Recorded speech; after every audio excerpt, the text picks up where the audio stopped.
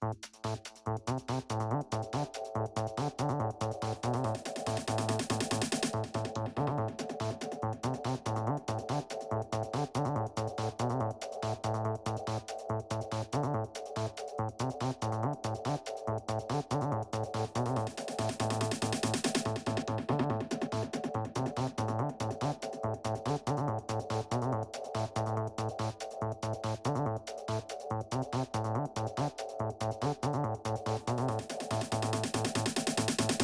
architectural and thermodynamic complexity of ice fishing in Minnesota presents a profound intersection of human artifice and environmental resistance that demands a rigorous ontological investigation into the nature of seasonal occupation.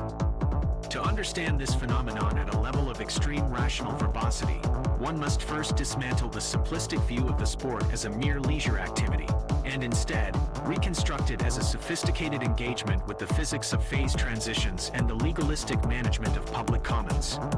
The primary substrate of this engagement is the ice itself, which functions as a transient bridge between the terrestrial and the aquatic realms.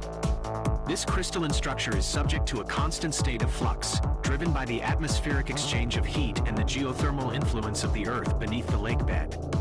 As the winter progresses, the growth of the ice follows a predictable, yet highly specific, mathematical curve dictated by the accumulation of freezing degree days, which are calculated by the variance of the mean daily temperature below the freezing point of fresh water.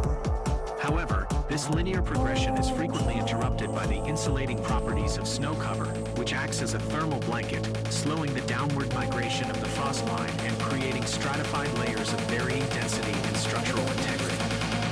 In this environment, the angler acts as a specialized technician who must interpret these subtle variations through the feedback provided by specialized instrumentation.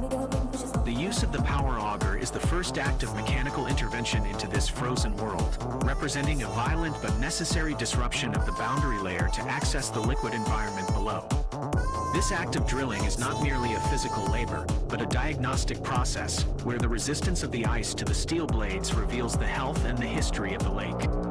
Clear black ice offers a crisp and high-pitched resonance, indicating a dense and uniform crystal structure that possesses the highest load-bearing capacity per inch of thickness. In contrast, the presence of white ice, or snow ice, which is formed when water floods the surface and refreezes into a trapped air matrix, produces a dull and sluggish response that signals a significant reduction in structural strength. The rational angler must calculate these differences with a high degree of precision, especially when considering the deployment of heavy equipment, such as tracked vehicles or large wheelhouses, which can weigh several thousand pounds. The physics of load distribution across a floating ice sheet involves the calculation of flexural strength and the consideration of how the weight of the structure creates a depression, or a bowl, in the ice that can cause water to upwell through any nearby holes. This phenomenon, known as flooding, is a constant challenge for the long-term occupant of the ice, and it necessitates the use of blocking or cribbing to elevate the structure above the surface of the frozen lake. Beyond the physical challenges of the ice, the practice of ice fishing in Minnesota is governed by a dense web of social and legal regulations that seek to manage the impact of thousands of individuals on a finite resource. The Department of Natural Resources operates as a central authority that dictates the timing and the methods of harvest through a series of increasingly complex statutes. These laws cover everything from the number of lines allowed per person to the specific dimensions of the holes that can be cut into the ice. The social dimension of the sport is reflected in the emergence of temporary ice villages, where hundreds of individual shelters are clustered together in specific areas of the lake known to hold high concentrations of fish. These clusters create a unique social dynamic where individuals who might never interact on land are brought together by the shared pursuit of a specific species. The architecture of these shelters has evolved from simple wooden boxes to highly engineered thermal enclosures, equipped with satellite television, full kitchens, and sophisticated heating systems. This move toward domesticity on the ice represents an attempt to negate the harshness of the environment through the application of technology and fossil fuels. Yet, even the most advanced shelter remains vulnerable to the shifting conditions of the lake, as pressure ridges and cracks can form without warning as a result of thermal expansion or the movement of large masses of ice by the wind. These geological events on a micro scale can destroy equipment and strand anglers, requiring a deep understanding of the lake's bathymetry and current patterns to navigate safely. The biological aspect of the sport is equally complex, as the fish themselves are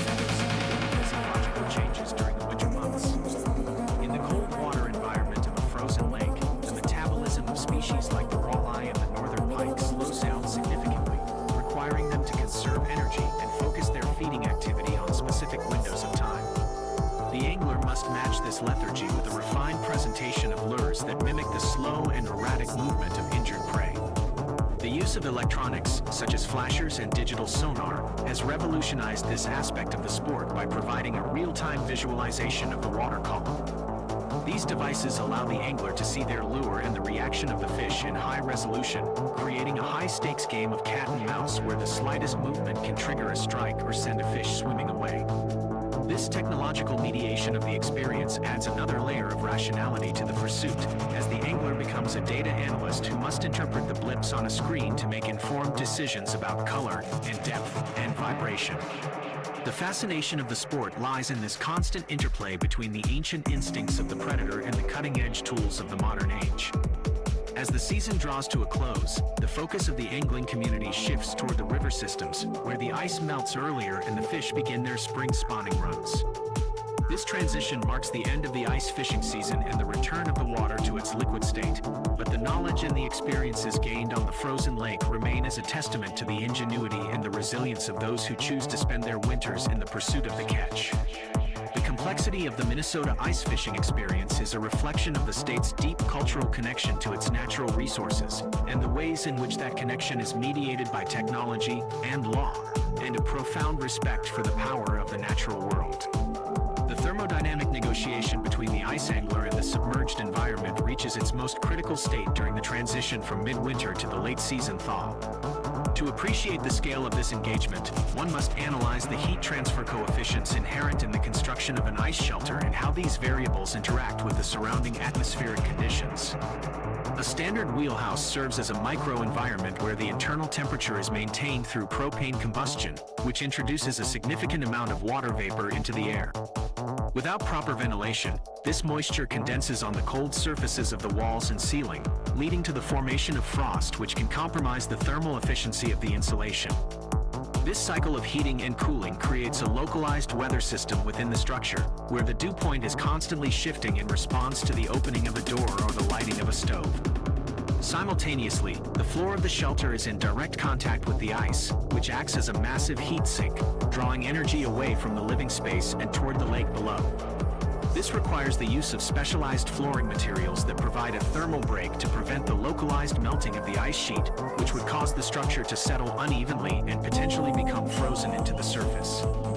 The rationality of this spatial occupation is further tested by the movements of the lake itself, which is never truly static, even under 3 feet of ice. The water continues to circulate in response to density gradients and the influence of wind-driven currents. These internal waves, known as seiches, can cause the ice sheet to tilt or flex slightly, leading to the formation of stress cracks that radiate outward from the shoreline. The angler must be able to interpret the sounds of the ice as it expands and contracts, noting the difference between the deep, booming thuds of a growing crack and the high-pitched pings of surface contraction. This auditory landscape is a fundamental part of the technical experience, providing real-time data on the structural health of the environment. As the sun climbs higher in the March sky, the quality of the light becomes a primary driver of fish behavior. The penetration of ultraviolet rays through the ice is attenuated by the thickness and the clarity of the frozen layers, as well as the presence of suspended particulate matter in the water. This creates a spectral environment where certain colors are absorbed more quickly than others, requiring the angler to constantly adjust the chromatic properties of their lures. The shift toward neon and glow in the dark pigments is a rational response to the low light conditions found in the deep water basins, where the available light is filtered through several feet of ice and snow. This technical adjustment is mirrored in the use of high-sensitivity fluorocarbon lines, which possess a refractive index similar to that of water, making them nearly invisible to the wary eyes of a walleye or a perch. The engineering of these lines involves a careful balance between tensile strength and diameter, as a thinner line offers less resistance to the water but is more susceptible to abrasion from the jagged edges of a freshly drilled hole. The predatory interaction is thus reduced to a series of fine-tuned calculations, where the angler must account for the current and the depth and the specific gravity of their presentation. This level of detail extends to the selection of live bait, where the health and the movement of a minnow can be the difference between a successful outing and a total failure. The use of aerated bait buckets and temperature-controlled storage is a necessity to maintain the vitality of the bait in the sub-freezing temperatures. The socio-technical landscape of the Minnesota ice fishery is also defined by the proliferation of digital communication networks. The real-time information regarding ice thickness and fish activity is shared across various platforms. This has led to the emergence of a highly mobile and informed angling population that can react quickly to changing conditions. However, this rapid dissemination of data also creates a risk of over-harvesting in specific areas, leading to a constant tension between the individual desire for success and the collective need for conservation. The rational angler recognizes that the sustainability of the resource depends on a commitment to catch and release practices, especially for the large breeding females that are critical to the health of the population. This ethical framework is supported by the development of specialized tools, like the descending device, which allows the angler to return a fish to its original depth without the risk of barotrauma. The complexity of these interactions highlights the fact that ice fishing is a deeply technical and intellectually demanding pursuit that requires a mastery of physics and biology and law. It is a world where the boundary between the human and the natural is constantly being redefined through the application of technology and the observation of the environment.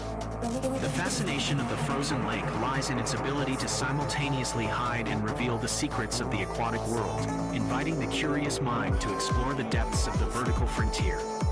As the ice begins to darken and the first signs of spring appear, the angler is forced to confront the temporary nature of their occupation. The removal of the last shelter from the ice is a symbolic act of surrender to the power of the season as the lake prepares to reclaim its liquid form.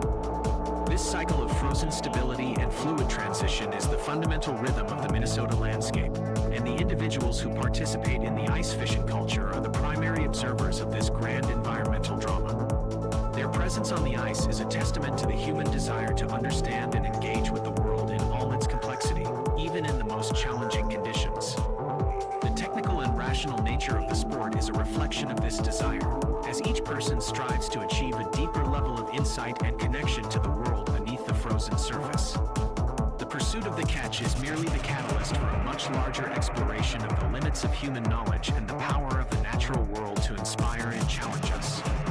In the end, the ice fishing experience is a profound reminder of our place in the ecosystem and the responsibilities that come with our ability to manipulate and observe the world around us. This intersection of environmental science and recreational pursuit creates a multifaceted narrative where every action on the ice has a cascading effect on the health of the entire system. The rational observer must therefore integrate these disparate data points into a cohesive understanding of the lake as a living organism that is constantly adapting to the pressures of climate and human activity.